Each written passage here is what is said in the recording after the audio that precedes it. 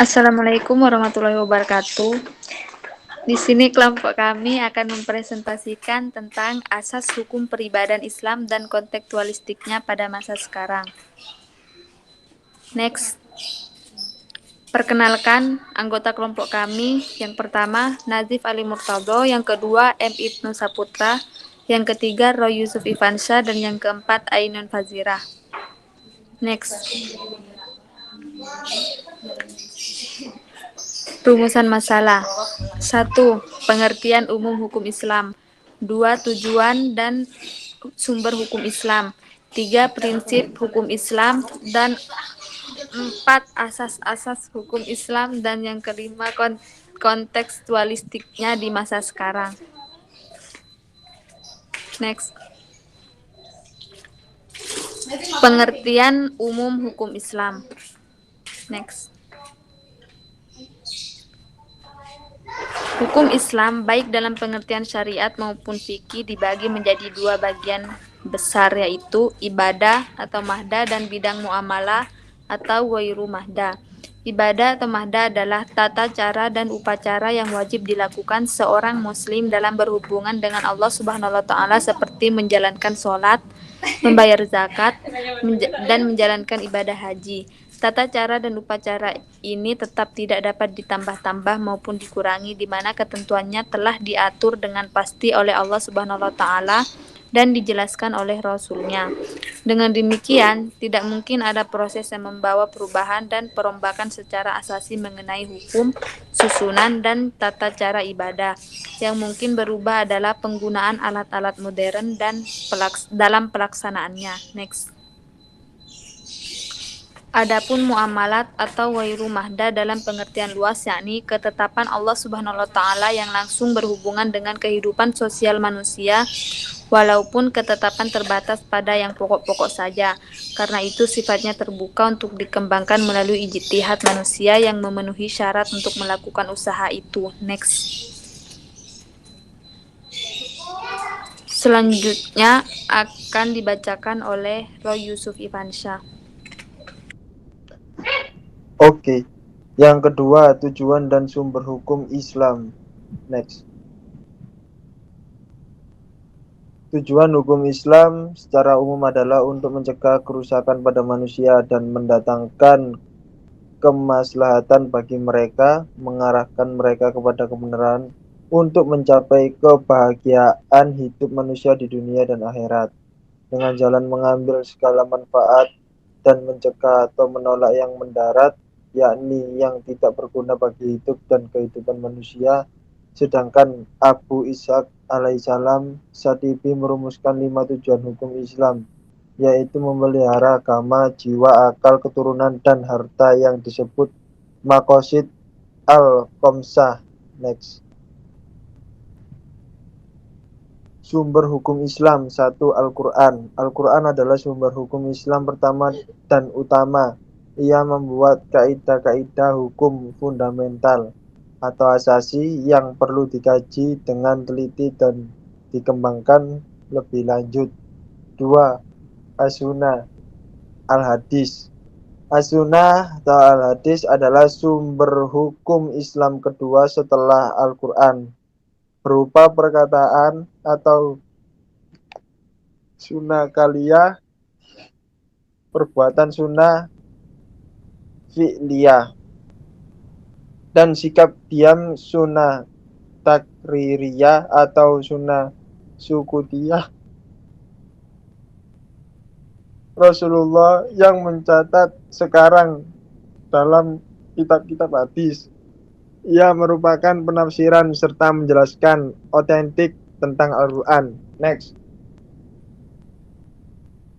3. Akal pikiran atau ra'yu. Sumber hukum Islam yang ketiga adalah akal pikiran ra'yu, manusia yang memenuhi syarat untuk berusaha, berikhtiar dengan seluruh kemampuan yang ada padanya, memahami kaidah-kaidah hukum yang fundamental yang terdapat dalam Al-Quran, kaidah-kaidah hukum yang bersifat umum yang terdapat dalam sunnah Nabi, dan merumuskannya menjadi garis-garis hukum yang dapat diterapkan pada suatu kasus tertentu. atau berusaha merumuskan garis-garis atau kaidah hukum yang pengaturannya tidak terdapat di dalam Al-Quran dan hadis.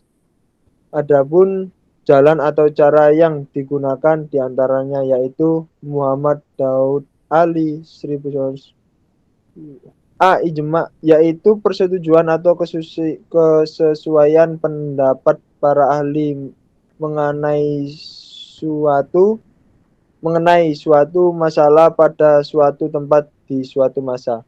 B. Kias, yaitu menyamakan hukum suatu hal yang tidak terdapat ketentuannya di dalam Al-Quran dan As-Sunnah dan Al-Hadis dengan hal lain yang hukumnya B disebut dalam Al-Quran dan Sunnah Rasul yang terdapat dalam kitab-kitab hadis. Karena persamaan illat, penyebab atau alasan. C. Istidlal, yaitu menarik kesimpulan dari dua hal yang berlainan. D. Masali al-mursalah, yaitu cara menemukan hukum sesuatu hal yang tidak terdapat ketentuannya baik dalam Al-Quran maupun kitab-kitab hadis berdasarkan pertimbangan kemaslahatan masyarakat atau kepentingan umum. E. Istihsan, yaitu cara menemukan hukum dengan jalan menyimpang dari ketentuan yang sudah ada demi keadilan dan kepentingan sosial. Next. E. Istihsan, yaitu cara menemukan hukum dengan jalan menyimpang dari ketentuan yang sudah ada demi keadilan dan kepentingan sosial. F. Istisab, yaitu menetapkan hukum sesuatu hal menurut keadaan yang terdapat sebelumnya sampai ada dalil yang mengubahnya. G. Adat istiadat atau urf yang tidak bertentangan dengan hukum Islam dapat dikukuhkan tetap berlaku bagi masyarakat yang bersangkutan. Next. Dan selanjutnya akan dilanjutkan oleh Mas Ibnu. Oke, prinsip hukum Islam. Next. Prinsip menurut pengertian bahasa ialah permulaan, tempat pemberangkatan, titik tolak atau al-mabda. Prinsip hukum Islam mengutip Juhaya S. Praja dalam filsafat hukum Islam adalah kebenaran universal yang inheran di dalam hukum Islam dan menjadi titik tolak pembinaannya. Next.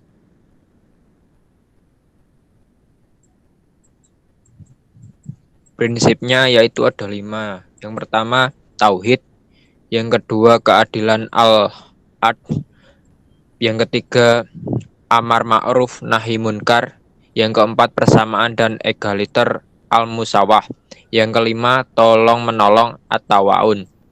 Next. Asas-asas hukum Islam. Next. Kata asas berasal dari lafal bahasa Arab asasun yang mengandung arti dasar, basis, dan pondasi. Jika dikaitkan dengan sistem berpikir, yang dimaksud dengan asas adalah landasan berpikir yang sangat mendasar. Dalam Kamus Besar Bahasa Indonesia disebutkan ada 3 pengertian kata asas. Yang pertama dasar hukum dasar, yang kedua dasar sesuatu yang menjadi tumpuan berpikir dan berpendapat, dan ketiga dasar cita-cita atau cita-cita yang menjadi dasar organisasi atau negara. Selain halnya Pancasila adalah dasar negara Republik Indonesia. Next. Asas keadilan. Tuntunan mengenai seorang muslim harus berlaku adil sangatlah banyak dijumpai dalam Al-Quran. Berlaku adil adalah sebuah upaya seorang dalam menempatkan atau meletakkan sesuatu pada tempatnya. Wadlu as-syafi'i mahalihi. Hukum Islam menempatkan asas keadilan sebagai asas umum yang harus diterapkan dalam semua bidang atau praktek keagamaan. Surat An-Nisa 135. Artinya, wahai orang-orang yang beriman, jadilah kamu orang yang benar-benar penegak keadilan, menjadi saksi karena Allah, biarpun terhadap dirimu sendiri atau ibu bapak dan kaum kerabatmu. Jika ia kaya ataupun miskin, maka Allah lebih tahu kemaslahatan kebaikannya. Maka janganlah kamu mengikuti hawa nafsu karena ingin menyimpang dari kebenaran, dan jika kamu memutarbalikkan kata-kata atau enggan menjadi saksi, maka ketahuilah Allah Maha teliti terhadap segala apa yang kamu kerjakan. Next. Asas kemanfaatan. Asas kemanfaatan adalah asas yang mengiringi pelaksanaan asas keadilan dan asas kepastian hukum. Dalam menegakkan hukum, selain mempertimbangkan dimensi keadilan dan penjaminan kepastiannya, maka juga perlu diperhatikan dimensi kemanfaatan dalam penerapan hukum tersebut, baik untuk diri sendiri ataupun masyarakat banyak. Next.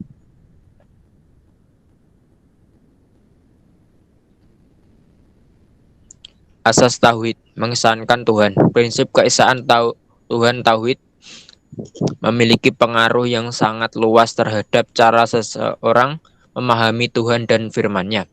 Karena keesaan Allah yang melambangkan kedaulatan hukum, maka tidak ada pihak manapun yang dapat menyamai kedaulatannya. Firman Allah.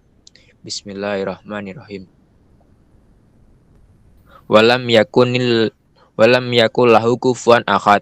Artinya, dan tiada sesuatu pun yang sebanding dengan dia. Quran Surat Al-Ikhlas ayat 4. Selanjutnya akan dijelaskan oleh teman saya, yaitu Nasib Ali Murtado. Asas kemerdekaan atau kebebasan. Islam mengenal asas kemerdekaan atau al-hurriyah bagi pemeluknya. Islam memberikan kebebasan kepada setiap umatnya sejauh tidak bertentangan dengan syariat atau melanggar kebebasan orang lain. Kebebasan tersebut meliputi kebebasan beragama, kebebasan bertindak atau berbuat sesuatu, kebebasan berpikir, dan kebebasan individu dalam batas-batas norma yang dibenarkan hukum. Sesuai firman Allah surat Al-Baqarah ayat 256 yang berbunyi, A'udzubillahi minasyaitonirrajim. Bismillahirrahmanirrahim. La ikraha fid dini qad tabayyana ar-rusydu minal ghayy. Faman yakfur bit-taghuti wa yu'min billahi faqad istamsaka bil 'urwatil wuthqa la infisama laha. Wallahu sami'un alim. Artinya, tidak ada paksaan untuk memasuki agama Islam. Sesungguhnya telah jelas jalan yang benar daripada jalan yang sesat. Karena itu barang siapa yang ingkar kepada taghut dan beriman kepada Allah, maka sesungguhnya ia telah berpegang kepada buhul tali yang amat kuat yang tidak akan putus, dan Allah Maha mendengar lagi Maha mengetahui. Next. Asas berangsur-angsur dalam menetapkan hukum. Al-Quran tidak diturunkan sekaligus, melainkan ayat demi ayat. Bahkan menurut peristiwa-peristiwa yang menghendaki turunnya ayat tertentu. Hal ini terjadi lantaran kondisi sosial dunia Arab saat itu. Hukum adat yang sudah mengakar kuat seringkali bertentangan dengan syariat Islam. Asas-asas khusus hukum Islam. Asas-asas hukum pidana. Yang pertama, asas legalitas.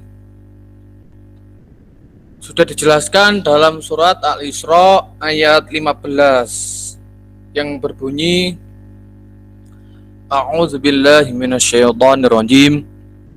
Man ihtada fa innama yahtadi li nafsihi wa man dhalla fa innama yadhillu 'alaiha wa la taziru waziratu wizra ukhra wa ma kunna mu'azzibina hatta nab'atsa rasula. Al-ayah. Yang artinya, barang siapa yang berbuat sesuai dengan hidayah Allah, maka sesungguhnya dia berbuat itu untuk keselamatan dirinya sendiri. Dan barang siapa yang sesat, maka sesungguhnya dia tersesat bagi kerugian dirinya sendiri. Dan seorang yang berdosa tidak dapat memikul dosa orang lain. Dan kami tidak akan mengazab sebelum kami mengutus seorang Rasul. Yang dimaksud dengan asas legalitas yaitu asas yang menyatakan bahwa tidak ada pelanggaran maupun hukuman sebelum terdapat peraturan yang mengatur sebelumnya. Hal ini sesuai dengan kalimat terakhir firman Allah di atas, bahwa Allah tidak akan mengazab umat manusia sebelum dia mengutus seorang rasul atau yang menyampaikan ketentuan dari Allah. Yang kedua, asas larangan memindahkan kesalahan pada orang lain. Sesuai surat Al-An'am ayat 164 yang berbunyi, A'udzubillahi minasyaitonirrajim. Bismillahirrahmanirrahim. Qul aghairallahi abghi rabban wa huwa rabbu kulli syai' wa la taksibu kullu nafsin illa 'alaiha wa la taziru waziratu wizra ukhra thumma ila rabbikum marji'ukum fayunabbi'ukum bima kuntum fihi takhtalifun. Al-ayah, yang artinya, katakanlah, apakah aku mencari Tuhan selain Allah, padahal Dia adalah Tuhan bagi segala sesuatu, dan tidaklah seseorang membuat dosa melainkan kemudaratannya kembali kepada dirinya sendiri, dan seorang yang berdosa tidak akan memikul dosa orang lain, kemudian kepada Tuhanmu lah kamu kembali, dan akan diberitakannya kepadamu apa yang kamu perselisihkan. Asas pertanggungjawaban pidana bersifat individual, sehingga tidak bisa kesalahan seseorang dipindahkan kepada orang lain atau bahkan dimintakan untuk mengganti. Siapapun yang berani berbuat, maka ia sendirilah yang harus berani bertanggung jawab. Yang ketiga, asas praduga tak bersalah. Seseorang yang dituduh melakukan kejahatan harus dianggap tidak bersalah sampai hakim dengan bukti-bukti meyakinkan menyatakan dengan tegas kesalahan orang tersebut. Asas ini juga didasarkan pada Al-Quran yang menjadi landasan dari asas legalitas dan asas larangan memindahkan kesalahan kepada orang lain. Yang B, asas-asas hukum perkawinan. Yang pertama, asas kesukarelaan. Perkawinan harus dilandasi dengan atas kesukarelaan antara kedua belah pihak.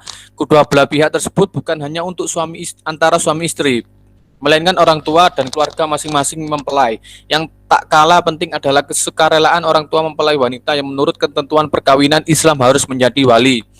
Rasulullah bersabda, siapapun perempuan yang menikah dengan tidak seizin walinya, maka batallah pernikahannya. Dan jika ia telah bercampur, maka mas kawinnya itu bagi perempuan itu, lantaran ia telah menghalalkan kemaluannya. Dan jika terdapat pertengkaran antar wali-wali, maka sultanlah yang menjadi wali bagi orang yang tidak mempunyai wali. Hadis riwayat Imam yang 4 kecuali Imam Nasai dan disahkan oleh Abu Awanah dan Ibnu Hibban serta Hakim. Beberapa keterangan di atas juga berlaku sama bagi seorang perempuan. Ia juga diperkenankan terlebih dahulu mengetahui pasangan calonnya, sebagaimana ia juga dibolehkan memilih pasangan yang sesuai dengan kriteria yang diinginkannya. Dalam hal melihat pasangan calon, tidak harus selalu bertemu secara langsung, melainkan bisa menyuruh orang lain untuk menjadi perantara. Next. 2. Asas kemitraan suami istri. Kemitraan pasangan suami istri menjadi salah satu asas penting dalam menjalani kehidupan rumah tangga. Asas ini membantu menjaga keharmonisan dan terhindar dari percekcokan. Dengan asas kemitraan ini, posisi suami istri menjadi setara. Meski dalam hal lain, posisi suami tetaplah pemimpin keluarga. Penerapan asas kemitraan suami istri juga berdasar pada firman Allah surat An-Nisa ayat 19 yang berbunyi, A'udzubillahi minasyaitonirrajim. Bismillahirrahmanirrahim. Ya ayyuhallazina amanu la yahillu lakum an tarisun nisaa karha wa la ta'dhuluhunna litadhhabu bi ba'di ma ataitumuhunna illa an ya'tina bi fahisatin mubayyinah wa 'ashiruhunna bil ma'ruf fa in karihtumuhunna fa 'asa an takrahu syai'an wa yaj'alallahu fihi khairan katsira. Al-ayah, yang artinya, hai orang-orang yang beriman, tidaklah dibolehkan bagi kamu memusakai perempuan-perempuan dengan paksa, dan janganlah kamu menyusahkan perempuan-perempuan itu karena hendak mengambil kembali sebagian dari apa yang kamu berikan kepadanya, kecuali jika mereka terang melakukan perbuatan keji. Next. Penjelasan di atas menunjukkan bahwa seseorang boleh beristri lebih dari satu jikalau berada dalam keadaan darurat, misalnya demi memelihara diri dari perzinahan. Ketika sang istri tidak bisa menunaikan kewajiban sebagai istri demi memelihara janda atau anak yatim selain dari keadaan darurat, hendaknya laki-laki cukup beristri satu saja demi memaksimalkan keadilan bagi istrinya. Yang C, asas-asas hukum kewarisan. Yang pertama, ijibari. Asas ijibari dalam hukum Islam mengandung arti bahwa dengan meninggalnya si pewaris, maka secara otomatis harta warisan beralih dengan sendirinya kepada ahli waris. Pengalihan tersebut tidak mulai rekayasa atau rencana sebelumnya. Yang kedua, bilateral. Asas bilateral mengatur bahwa seseorang dapat menerima warisan dari dua garis keturunan. Kedua belah pihak tersebut adalah pihak kerabat keturunan laki-laki dan kerabat keturunan perempuan, sesuai surat An-Nisa ayat 7 yang berbunyi A'udzubillahi minasyaitonirrajim. Lirrijali nasibum mimma tarakal walidani wal aqrabun walin nisa'i nasibum mimma tarakal walidani wal aqrabuna mimma qalla minhu aw kathur nasyibam mafruḍa. Al-ayah. Yang artinya laki-laki punya sebagian dari harta yang ditinggalkan oleh kedua orang tua atau kerabat. Sedikit atau banyak bagian itu merupakan suatu ketentuan. Yang ketiga, individual. Asas ini mengandung konsekuensi bahwa meskipun harta warisan yang ditinggal berjumlah banyak secara kumulatif, namun pembagiannya kepada setiap ahli waris dapat dimiliki secara perorangan atau bersifat hak milik secara individual. 4. Keadilan berimbang. Asas keadilan berimbang adalah sebuah asas yang mengharuskan adanya keseimbangan antara hak yang diperoleh dan kewajiban yang harus ditunaikan. Artinya, seorang ahli waris laki-laki atau ahli waris perempuan mendapatkan hak yang sebanding dengan kewajiban yang dipikulnya kelak dalam lingkungan keluarga dan masyarakat. Yang kelima, akibat kematian. Asas ini menunjukkan bahwa adanya proses peralihan harta warisan adalah sebagai suatu akibat dari kematian. Artinya selama si pemilik harta masih hidup, maka pengalihan harta yang dilakukan tidak dinamai sebagai warisan. Dengan demikian, pengalihan harta warisan tersebut harus dilakukan setelah si pewaris meninggal. Dan yang selanjutnya akan dibacakan oleh teman saya yakni Ainun Fazira. Dipersilahkan. Kontekstualistiknya di masa sekarang. Next.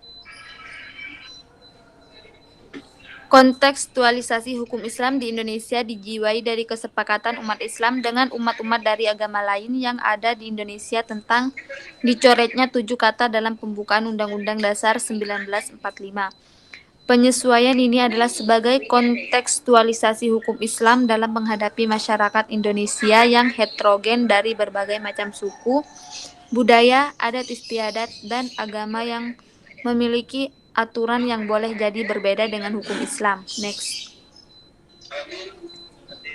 Norma dan garis hukum yang dikandung dalam pasal 29 ayat 1 UUD 1945 bahwa negara Republik Indonesia berdasarkan ketuhanan yang Maha Esa.